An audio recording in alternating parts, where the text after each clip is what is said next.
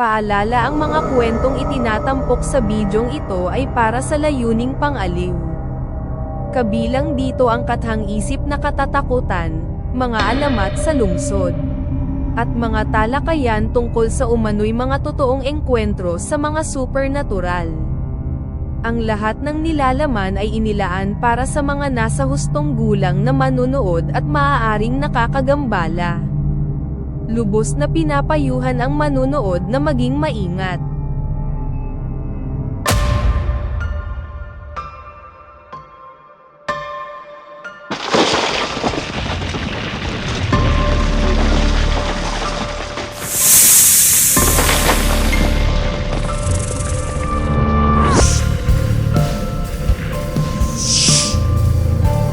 Isang panandali ang anino. Isang malabong figura na naglalaho sa hangin, isang lumang mapa na may blankong espasyo kung saan dapat naroroon ang isang lungsod.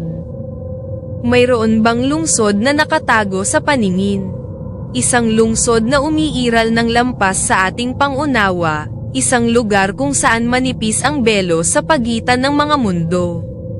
Ngayong gabi, ating sisiyasatin ang misteryo ng Birengen, ang mahirap hulihing lungsod ng Pilipinas. Maligayang pagdating sa urban lore. Ipinakikilala ng kabanatang ito ang konsepto ng mga alamat sa lungsod at kung paano nito hinuhubog ang ating pag-unawa sa mga nakatagong lungsod tulad ng Birengen. Ang mga alamat sa lungsod ay mga modernong alamat, mga kwentong ipinapasa sa pamamagitan ng mga bulong at kwento, na kadalasang nababalot ng misteryo at intriga. Nabibighani nila ang ating imahinasyon, na nagpapaisip sa atin kung ano ang ating nalalaman at kung ano ang ating pinaniniwalaan. Sa kaso ng Birengen, ang mga alamat na ito ay humahalo ng maayos sa mga paniniwalang kultural at espiritual ng Pilipinas, na lumilikha ng isang mayamang salaysay na patuloy na nakakabighani at nakakalito. Samahan kami habang ginalugad namin kung paano ang mga alamat sa lungsod na ito ay hindi lamang nakakaaliw, kundi napapanatili rin ang esensya ng mga lugar tulad ng Birengen. Kung saan ang mga linya sa pagitan ng mito at katotohanan ay nakakaakit na malabo. Ang alamat ng Birengen ay malalim na nakaugat sa mayamang tapis area ng mitolohiyang Pilipino, kung saan ang mga kwento ng mga mahiwagang nilalang, mga nakatagong kaharian, at mga espirito na naglalakad sa ating piling ay naipasa sa maraming henerasyon. Isipin ang isang mundo kung saan ang linya sa pagitan ng realidad at supernatural ay malabo, kung saan ang mga espirito ay malayang gumagala, at ang mahika ay hinabi sa pang-araw-araw na buhay. Ito ang mundong nagbunga ng alamat ng Birengen. Isa sa mga pinakakilalang tauhan sa mitolohiyang ito ay ang Diwata, isang espirito ng kalikasan na kadalasang iniuugnay sa kagandahan at kaakit-akit. Madalas na inilalarawan bilang mga ethereal na nilalang na may malapad na buhok at kumikinang na mga damit. Ang mga diwata ay pinaniniwala ang naninirahan sa mga likas na kababalaghan tulad ng mga kagubatan, bundok, at mga anyong tubig. Ang ilan ay naniniwala na ang Birengen ang tirahan ng mga makapangyarihang nilalang na ito, isang nakatagong lungsod kung saan sila naghahari ng kataas-taasan. Inilalarawan ng mga unang salaysay ang Birengen bilang isang lungsod na may hindi kapani-paniwalang kagandahan at advanced na teknolohiya, isang lugar kung saan ang mahika at realidad ay nag-uugnay. Isipin ang matatayog na istruktura na gawa sa kumikinang na kristal, mga kalye na may ginto, at mga lumilipad na sasakyan na tumatawid sa himpapawid. Ito ang Birengen ng alamat.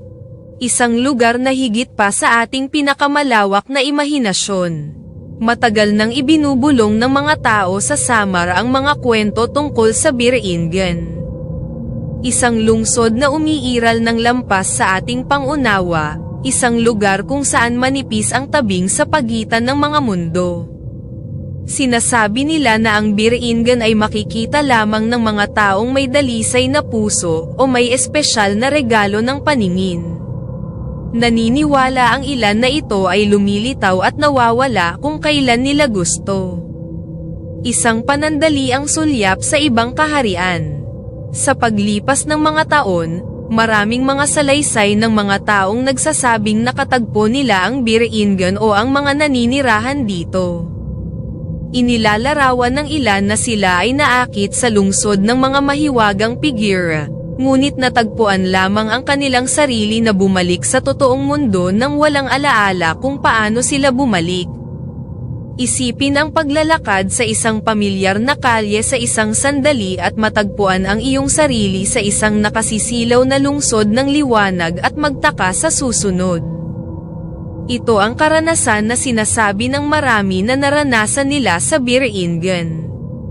Ang iba ay nagkukwento ng pakikipagtagpo sa mga kakaibang nilalang sa kagubatan ng Samar. Mga nilalang na tila nawawala sa hangin.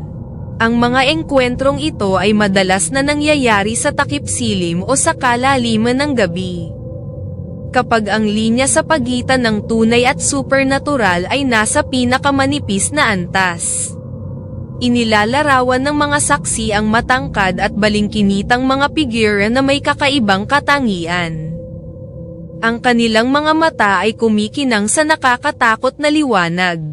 Iniulat ng mga mangingisda na nakakita sila ng isang nakasisilaw na lungsod na lumilitaw sa abot tanaw.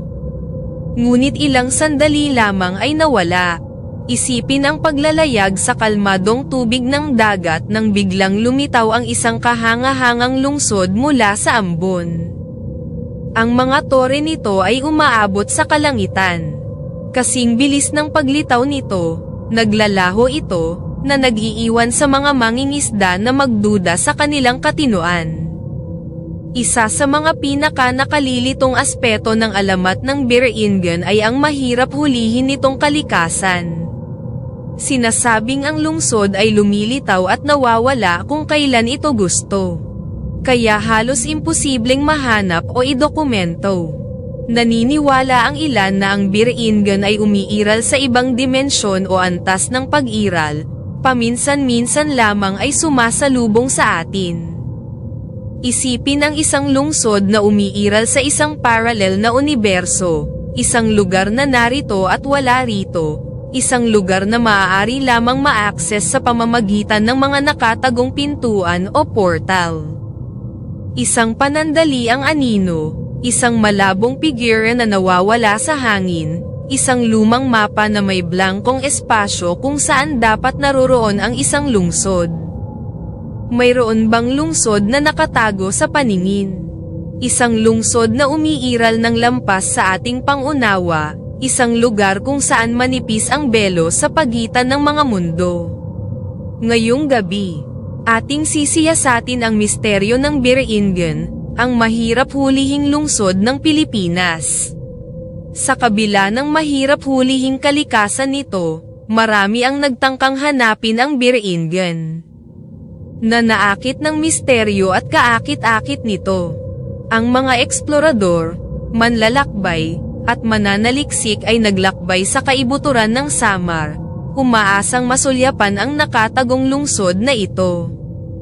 Ang ilan ay sumunod sa mga sinaunang mapa at alamat, habang ang iba ay umasa sa kanilang intuwisyon at pakiramdam ng pakikipagsapalaran. Ang mga alamat ng Biringan ay naipasa sa mga henerasyon. Ang bawat kwento ay nagdaragdag sa misteryo ng lungsod. Karaniwan ang mga kwento ng mga mahiwagang nilalang, mga nakatagong kayamanan, at mga mahiwagang pagkawala. Ang mga kwentong ito ang nagpapanatili sa diwa ng Biringan na buhay sa puso ng mga tao. Sa mga nakaraang taon, ang teknolohiya ay naging isang mahalagang kasangkapan sa paghahanap sa Biringan.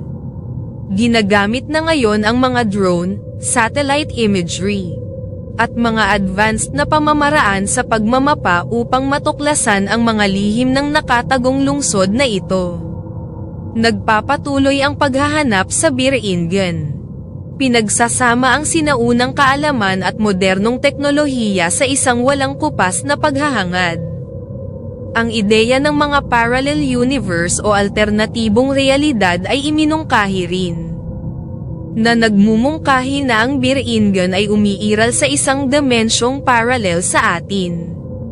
Isipin ang isang mundo kung saan ang kasaysayan ay naganap ng iba, kung saan iba't ibang mga pagpipilian ang ginawa. At kung saan ang Biringan ay isang maunlad na metropolis. Naniniwala pa nga ang Biringan ay isang espiritual na kaharian, isang lugar kung saan naninirahan ang mga espiritu o kaluluwa. Marahil ito ay isang lugar kung saan napupunta ang mga namatay, isang lungsod ng liwanag at kapayapaan, kung saan ipinagpapatuloy nila ang kanilang pag-iral sa ibang anyo. Bagamat wala pang sino man ang nakakapagpatunay ng tiyak sa pagkakaroon ng Biringan, nagpapatuloy ang paghahanap, na pinapalakas ng kuryusidad at pagnanais na malutas ang misteryo.